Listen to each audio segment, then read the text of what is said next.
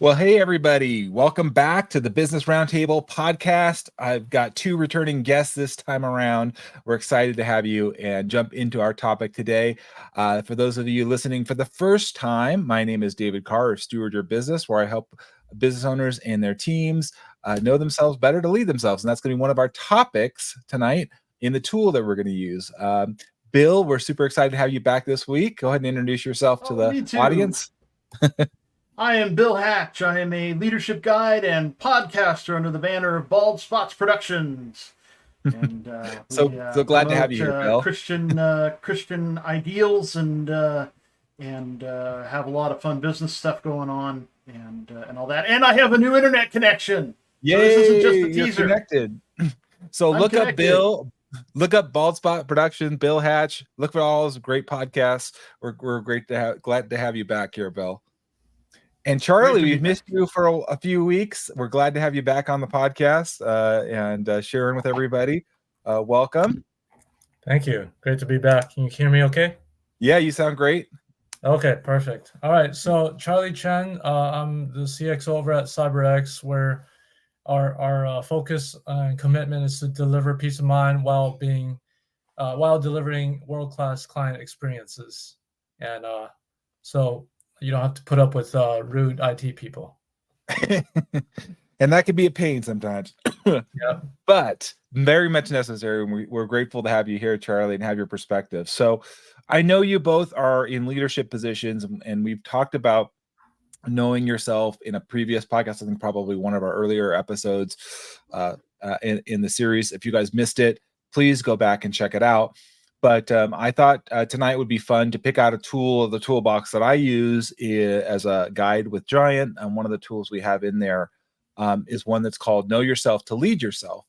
And this is a specific tool, and I'll throw it up here. For those of you that are watching, I'll throw it up here. But if you haven't watched it or you're listening to this podcast, there's a book that's called The 100X Leader, by Jeremy Kubicek and Steve Cochran, also founders of Giant. You can also look up that book or just reach out to me directly. It's in the book that talks about this tool, and we have a lot of different tools. So I'm excited to dig into this with you guys tonight and introduce this. But I mean, I think, like I said, we've talked about this in previous episodes. And so a bit, and I wanted to dig deeper into one aspect of knowing ourselves well, and it's what I call starting with our tendencies.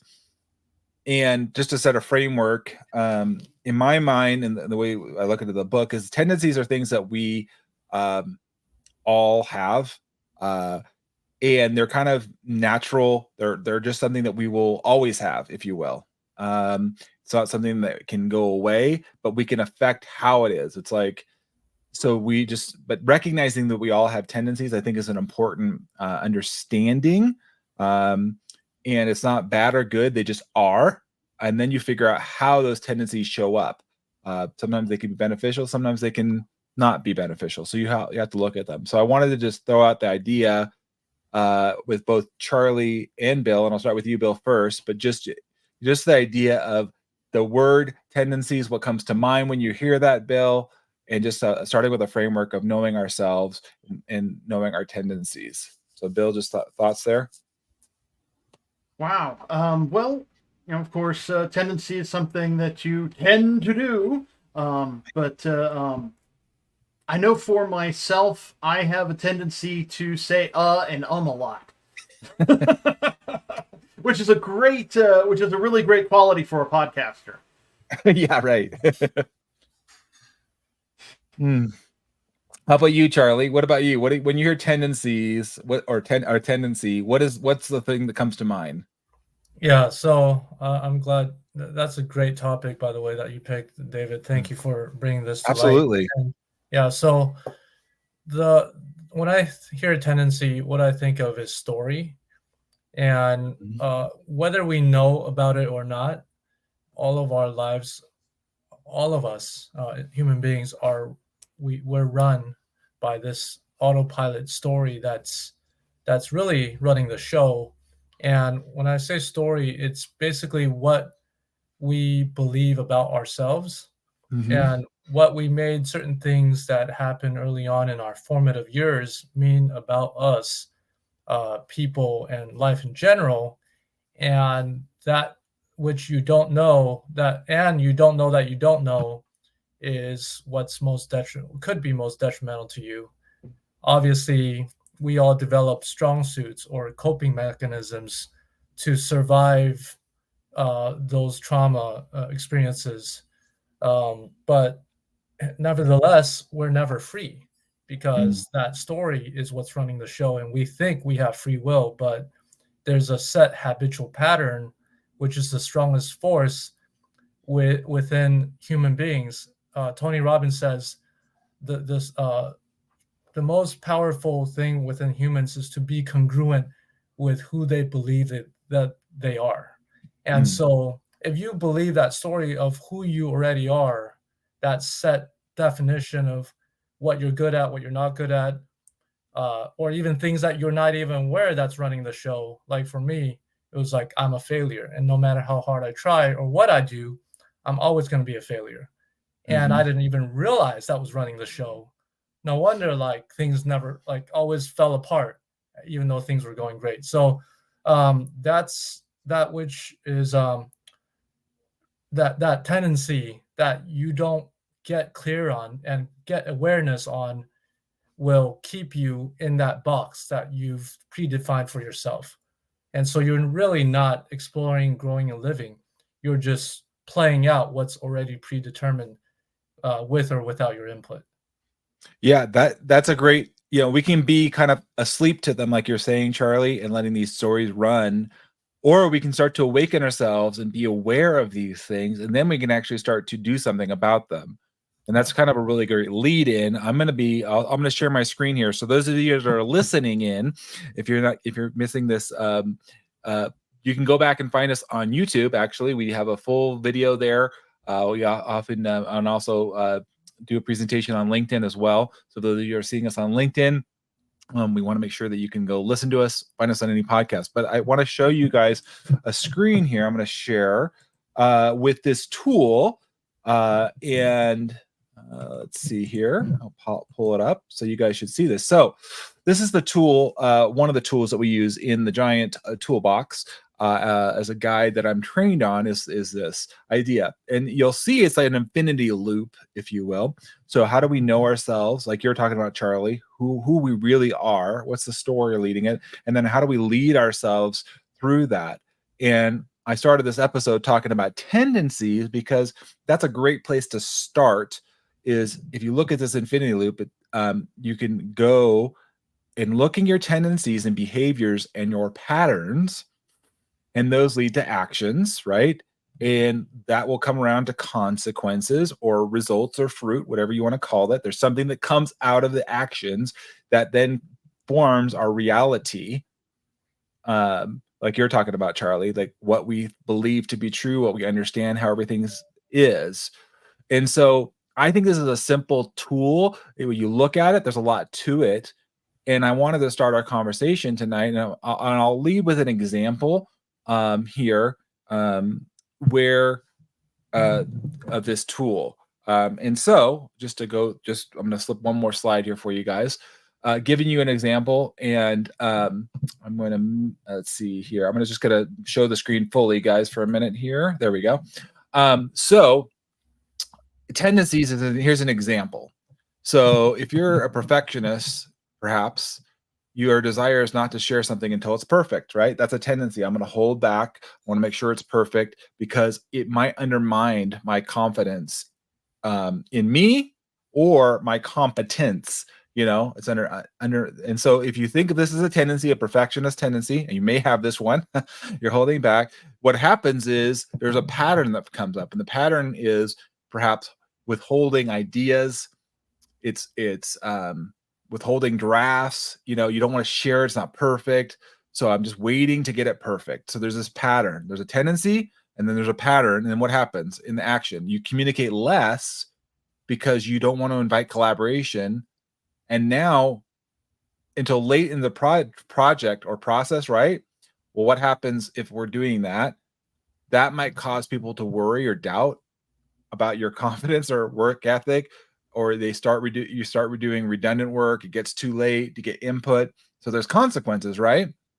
And then the reality comes, now colleagues doubt their skill or commitment, which fuels their fears, frustrations, bitterness, and creates a negative reputation. So this is an example, and I'll come back to you, Charlie, first, and I'd like you, Bill, as well. But to first focus on this first part of identifying tendencies and patterns that you know about yourself, and we can certainly walk through the whole process here. But I'll bring it back so we can all see you guys. There we go, and I'm going to move it back one more. So then, Charlie, when you look at this, how many tendencies do you think you have? We'll start there. Countless. There's so many things that I still don't know that I don't know about myself. That I continue to uncover as I go about life and work. And so it's a fun journey. That's part of the growth process, is uncovering those blind spots. And I like the graph. It's almost like that. If it's a disempowering story, then it's a vicious cycle, right? And a negative feedback loop. And so just first step is always awareness. Once you can identify, like what you showed there, identifying what leads to that tendency, why you do it, and what's the consequence of that, the cause and effect of it, then you can actually tackle it and make a conscious choice about, okay, how do I want to address this tendency and this root at the root level? Yeah. How about you, Bill? Do you have a few tendencies? Yeah, I do have a few tendencies. Actually, I can relate pretty well to the example tendency. I don't know that I'd call myself a perfectionist, but I do tend to put things off until I've got them just right. So it would be fun. I thought we'll just take a couple of minutes. Might be fun just to go back and forth as you guys think about this. I'll give you a tendency of mine. So I have a tendency to repeat stories sometimes, and because I can't remember who I told the story to be honest. And when I was working with a lot of different people, I would do that, and I would repeat myself. So what I had to do as a tendency of this, recognizing this pattern, is part of the action was, and if I told the people, some people would be polite and they wouldn't say anything, which I felt like, okay, that's kind of a waste of time. They already heard the story, they don't even hear it again. So one of the things I had to do as a consequence and an action that I took was leading myself well, was I would actually, before I even would talk to some people, I would actually empower them. I would say, look, if you heard me tell you this story, please don't be polite. You can stop and put your hand up and tell me. That's okay. That was like leading myself, right? Because I didn't want to like keep this tendency and pattern where it was like that wasn't helpful. People were very polite and kind. That was nice, but I was like, okay, no, we don't need that. So, understanding that. Another one I'll just throw out another tendency is I like to talk aloud, and this was one from my wife, is totally different. My tendency is to talk aloud and think aloud. My wife is completely not that way. So what I have to realize is if I'm going to talk aloud or think aloud, I almost have to tell her and preface that saying, I'm thinking aloud, I'm talking out, don't take this fully. It's not that fully baked yet, right? Because in her mind, if she's hearing it, you're done. You've completed the thought process. You're now telling me, and it's frustrating to somebody on the other end when they're like, what's going on here? So I wanted to give you guys a couple tendencies. And again, it's knowing this. And so I can preface it. I can take actions that lead to positive consequences and create a more beneficial outcome environment. But if I didn't know that and I keep doing it, can be obviously frustrating. And what we're all about here on this podcast, the Business Roundtable podcast, is helping you as a business owner or a leader effectively lead your team, knowing yourself, working well, trying to implement all these different components of a business, right? And so, Charlie, I'll come back to you. Just, other like a specific tendency that you have that you know Yeah, about? I think one that is most impactful that perhaps will add some value to people out there is Yeah. The tendency to not have boundaries, and but like putting myself as a doormat, almost like Mm. feeling responsible for how somebody else feels and somebody else's emotions, and um, obviously that's very disempowering. And so that was before even understanding the concept of boundaries, that each person is responsible for their own well-being and their own emotions and their own thoughts. And of course we all contribute to each other's emotions, but Mm-hmm. if we've done our part and somebody else still decides to be upset or rude or whatever it is, and we still think that we're responsible for that, then that's robbing ourselves of our own boundary, of our own peace of mind, of our own happiness. And it was quite paradoxical, because boundaries set me free, which in the past I was like, what are you talking about, boundaries? I'm limitless, right? Like, so like it was super awesome and such a liberating experience to discover boundaries, and know that I don't need to be more than human, because I'm not less than human, which oftentimes stems from the toxic shame that we get passed down through generations, that somehow we're defective and broken as a human being, and that we become human doings. Mm-hmm. We're defined and justified by what we do, and not just by who we are. That somehow we're flawed and defective as a person. So when we can go away from that tendency that somehow we have to keep proving ourselves, then it will liberate you. So Yeah, that's a great point. So Charlie, you're kind of living this out. So you're recognizing here that, hey, I'm kind of being a doormat, kind of that things taking over, and you created some boundaries. You took some actions that led yeah, to a positive consequence, meaning I'm taking care of myself. I'm being healthy, right? You're still caring for people. So then yeah, you're leading yourself in that, and then you're setting a healthier reality of like, this is who right, I am. This is who yeah, Charlie Chen really is. He has yeah, healthy boundaries. He's creating this space. Even though you're gonna have this tendency, right, Charlie? You're always gonna have this yeah, tendency to be a people pleaser, right? It's just right, innate in you. It's yeah, not gonna go away, right? Because yeah, you meet new people, your children, your wife, right? They're yeah. gonna pick on that. Or Yeah, it's and gonna it be doesn't mean that. Yeah, it doesn't mean that you go get combative and say yeah. like, "Oh, you crossed my boundaries." That's really going to piss people off who don't respect boundaries. Mhm. So you can still apologize for upsetting them or whatever the case, but then internally you don't allow yourself to be sucked into that drama and that emotional roller coaster, because your self-worth is no longer tied to how they feel. You see Right. what I mean? You Yeah, can now, absolutely. and then yeah, and it also allows you to be empathetic. Like, okay, what type of um, unresolved or toxic shame that they're coming from and operating from, that they're not even aware of, Mhm.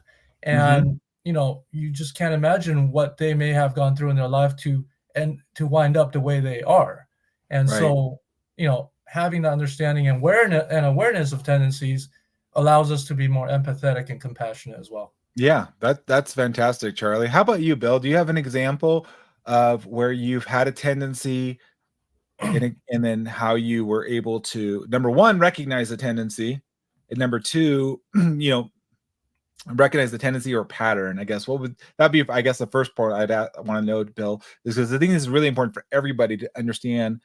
How do you pick that out? How did you, like Charlie, recognize he was struggling with this, and then he's like, okay, I gotta create a boundary, because there's some, you found a tool, a resource to get him in and the boundary. But how, Bill, have you identified your tendencies or patterns? Well, because there were big consequences. I have a tendency to think in my head that there's plenty of time to do stuff. Hmm. oh, that project's not due until next week. I can add in these 3 other things in the same period of time. And so the pattern is I do that, and somebody comes along and says, "Hey, Bill, we're going to do this." Great, let's do that. And so I would take actions of just adding more stuff into my schedule. And I like what Charlie said about humans doing instead of humans being. I heard that earlier in the year and started working on that. But the consequence of adding all this extra stuff in was that I couldn't get anything done. I'd get vapor lock, I guess you could say, to throw back to my days as an auto mechanic. And I couldn't figure out what to start on. Everything was about to be due all at the same time. And, and so things would fall to the wayside. And the reality was that people were thinking of me as unreliable because they didn't know that I had tacked on all these other things, because I had this delusion that the clock was my friend. Yeah.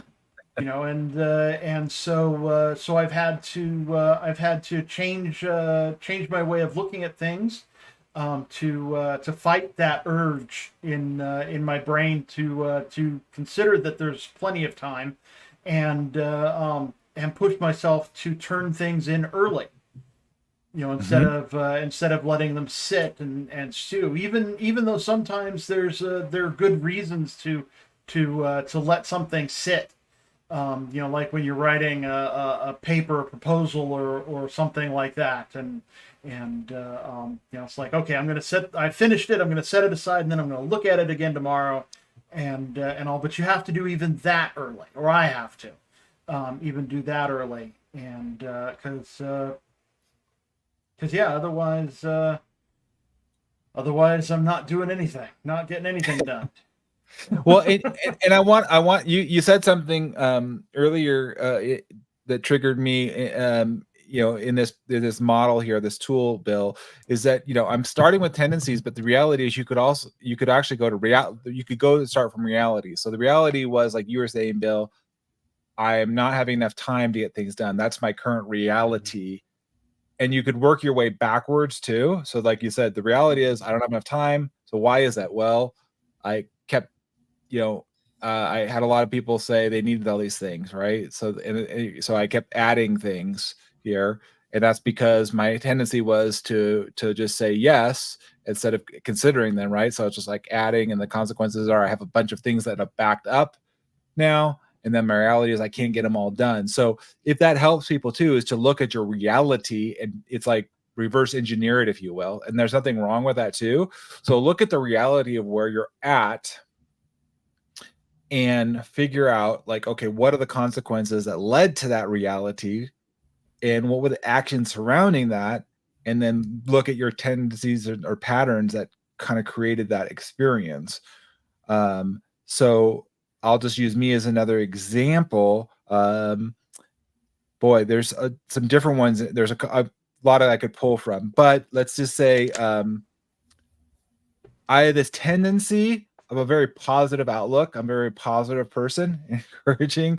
Another tendency here, and similar along the lines of you, Bill, where I always look at the best in people, which is not a bad thing. That's I think generally a good thing. However, when I don't consider the person that I'm looking at, and what would happen to me at times is I would, as a manager or supervisor, so if you're a business owner or a leader and have a team, this is something you may have to be aware of. I would overestimate the capability of team members. So my tendency would be, I think really great of them. They're amazing. I know they can get lots of work done. I'm super excited. I'm energized. That was my tendency and pattern. I would then assign work to them, right? And they wouldn't want to say no, because they're like, oh, the boss is giving me this. I want to do good. I want to do the positive. Well, what happened is they would feel guilty and they wouldn't be able to finish all the assignments. They get overwhelmed. and then we would have missed deadlines, or something would be off, or the work would be off, or it would, and so the reality was I was the one instigating it, and it perpetuates like a domino effect onto other people. So it's like, again, leading yourself to know yourself, but the same thing applies to teams as well. You cannot lead a team if you don't know yourself well and understanding this. So I want to come back to you, Charlie, in a minute, of like, you talked about a personal experience with your boundaries for you, and working with others. How have you seen a tendency affect maybe in business, or you speak to one of those as a business owner or a leader? Where's a tendency that you've recognized, that you've had to adjust or taken a different action on? Yeah, it actually piggybacks off of what Bill was saying in terms of overloading my plate, Mm-hmm. and then also having this Superman complex of thinking like, if you got to do it right, you got to do it yourself. And so almost like the opposite of what you talked about, David, of Yep. you overestimating what your team could do. I overestimate often what I can do and underestimate what the power of the team could do, and just make it impossible to deliver. And so it never works, right? To overpromise and underdeliver. You want to set yourself up for success by underpromising, asking for more time than you think you need, and then overdeliver, coming in early. In terms of finishing the deliverable early, as opposed to just barely making the time or even missing the deadlines. So those are certainly big tendencies. That's a big tendency that I'm constantly having to be conscious of, so I don't fall back into that trap. Yeah, that's important. What you're saying, Charlie, it's just the reverse of what I said. Like you said, if you underestimate your team's capability, they're not being fully engaged, right? They're not using all their abilities, and you're like, oh, I'm the only person that can solve it. Yeah, many of us follow this. I did it too. I'm the only person that knows how to do this. I can do it quicker. Okay, well, that's your tendency to do that. But again, does it get you the reality that you really want?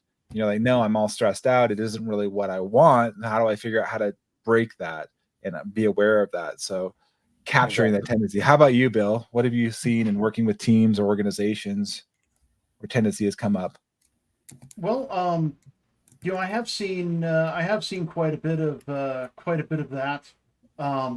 When you take too much onto yourself, you are actually diminishing your team. You don't give people the ability to improve themselves, to work on their weaknesses or work on their strengths, because strengths can always be stronger. Or even if they can't do something particularly well, maybe they can do it good enough, but it gives them the boost up, like a boost up to feel better about themselves, to get some confidence that they need to be able to work better and actually improve. Hey, Bill trusted me to do this job. Wow, that's awesome. So I'm going to do that and all. But when you take it all on yourself, you're diminishing that possibility for the members of your team. You it's like, oh, don't do that. I'll do that. I can do that better. I can do it faster. And your team members all of a sudden lose their confidence. They think you think poorly of them, and things just kind of go downhill from there. It's a horrible vicious cycle, because you'll lose good people, you'll turn good people to bad people, and and then once again we'll be back to the tendency of putting too much on our plates. Right. And deliverables don't get delivered. Yeah. So, going through this tool tonight, I just wanted to, bring this around and to get you practicing, all of us. Like you said, Charlie, you said you've got too many tendencies to even count. But the good thing is we all have an opportunity every day to take account for them and to adjust. Again, I want to make sure everybody hears this loud and clear. Your tendencies are always going to be there. They're not going to go away. It's a matter about the actions that you take around them. I don't think, like you said, Charlie, you're always going to probably want to be that person that's just going to take it on, be Superman, or like you said, Bill, I can figure out how to do more. I just naturally, and these aren't necessarily, like I said, bad or good. They just have to recognize, like, there's part of that that's good, Bill, because you're actually being open to, like, I'm willing to take on some projects or new things. Other people may have a tendency to just say no to everything, and they're missing out on opportunities that they would otherwise have a great experience. So it's just a matter of how do you manage that in a healthy way, right? And I get the question I would bring up as we're getting close to wrapping this up tonight, just is, you know yourself. And I think in building relationships with others, if you build a relationship with others, like I was telling you guys earlier, I would express to somebody, hey, you've heard me share the story, stop me. But if to have others speak into our lives of tendencies that they see in us that we may not see or we may not recognize. And so as we kind of think about this, how we can apply this is speaking to others and say, do you see a tendency or a pattern of behavior in me that is not creating a positive, consequence in reality? Are you inviting people to speak into your life that can speak to those? And I'll just start with you, Charlie.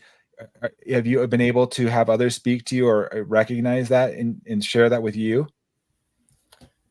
I'm sorry. Can you repeat the question one more time? Yeah, just have you, so you recognize your tendencies, which is a part of knowing ourselves to lead ourselves. But I feel like as we build relationships and connections with one another, it's not usually from a stranger, you're not going to take it. But I think from people that we know, like, trust, love, inviting them to speak into our lives and to speak into patterns of behavior or tendencies that don't serve us, or again, undermine our credibility or our effectiveness. Right. Just, Charlie, just your perspective on that. Absolutely. Yeah. The openness and willingness to learn and staying humble, that's the base, the foundation for leading a great life and just success in general. Nobody likes to deal with people that don't take ownership and responsibility for how they show up in life. And we may be blind to our tendencies, but if somebody points it, if you make it known and that you welcome feedback, then, and here's a phrase, a quote that I heard recently that was super profound. It says, if you're not the problem, there is no solution. When you can operate from that level of ownership, you become super attractive. People want to work with you because they know that you're always going to take ownership and responsibility for what you bring to the table. Yes. Great perspective, Charlie. Thanks for sharing that. How about you, Bill? Just, your experience in being able and having other people able to speak into your life of a tendency or a pattern of behavior. When I was younger, it was definitely tougher to take those kinds of criticisms. Although really it's not a criticism, really, because it is helping you find a real problem. I mean, it's something that people pay a lot of money to psychologists to help them dig out. And when your all too honest friend can point it out to you for free. But yeah, learning to be humble and be receptive to those kinds of points is key to growth. It's often said that I've often heard it said that. Oh wow, I lost my train of thought. That You're having us hang here. I'm having you hang here. Oh goodness gracious. But yeah, that being open to the criticism, having it pointed out to your flaws, is like being an empty cup, and that empty cup can only be filled with more. If you're so full of yourself that that cup is full, then anybody trying to put anything more into it, it's just going to spill on the floor and be wasted. And you never know when somebody's going to bring up a better idea than what you have. So, and that will accomplish the same exact goal, perhaps more efficiently, perhaps just faster, or or what have you. Yeah, absolutely. Well, I appreciate you guys coming on here. I think this is a great tool to help understand, identify our personal tendencies and behaviors, and then giving us a model which we can use to analyze feedback, like you were just talking about, Bill. We can take the feedback and we can lead ourselves well, knowing ourselves better, and then knowing our teams. And that's, you guys know, that's what I'm passionate about with my company. But it affects all of us, right? So knowing this, I hope that you the listener, have taken this and you can listen to these terms of your following this tool, knowing your tendencies and your patterns, the actions, the consequences, and the reality of them. And using that simple framework is super powerful, like you said about Charlie, to liberate ourselves, to get us in a much better state of mind and way of living. And so as we wrap it up, Charlie, last thoughts, just, as we've gone through this exercise and how you see you may be able to use this in the future. Yeah, just continue to be open and to, like you said, invite feedback from others, because oftentimes it's that third-party perspective that sees it clearer than ourselves being in the day-to-day and in the humdrum of life. We often miss certain things, just like was it Christmas Carol or one of those classic Christmas Scrooge stories, where he's like, Scrooge, where they see Christmas past, Christmas present, Christmas future, and being able to see it from that third party perspective, we see it so much clearer, but we can't. So being open and inviting others to share their feedback on our tendencies, that's the first step to be able to develop that awareness, so that we can actually make a conscious choice on whether we want to keep that or to let that go if it's not serving us. Right. Adjust your pattern. Yeah, absolutely. Thank you, Charlie, for being here. Bill, last thoughts as we wrap it up? Last thoughts. I've been working on a book on leadership called The Emotionally Healthy Leader. And there's some related materials in it. He refers to the thing that causes the tendency. It works really well with this too. That the thing that he calls the thing that causes the tendency, your shadow. And what I'm envisioning is that these tendencies, these shadows, have roots somewhere in the past. And while they won't necessarily get rid of your tendencies, if you can find where these things come from, what your shadow is, where the roots go, then you can start to take control of those tendencies. Whether it's a family, something passed on generationally, or something something in your DNA, or something in your childhood. Yes, everything comes back to your childhood, and it's all your mother's fault. I think that's a great I'm perspective. kidding. I love my mother. She produces my podcasts. There you go. No, I think that's a great vision, though, because we cannot get rid of our shadow. Our shadow are always with us, right? It's always going to be there. However, like you said, Bill, that was a great observation about how we adjust the tendencies. And here's a little bit of homework I'll leave for all of us that are listening to this: is you may know your tendencies, but it's actually pretty good to write them down as they come up, because you might forget them again.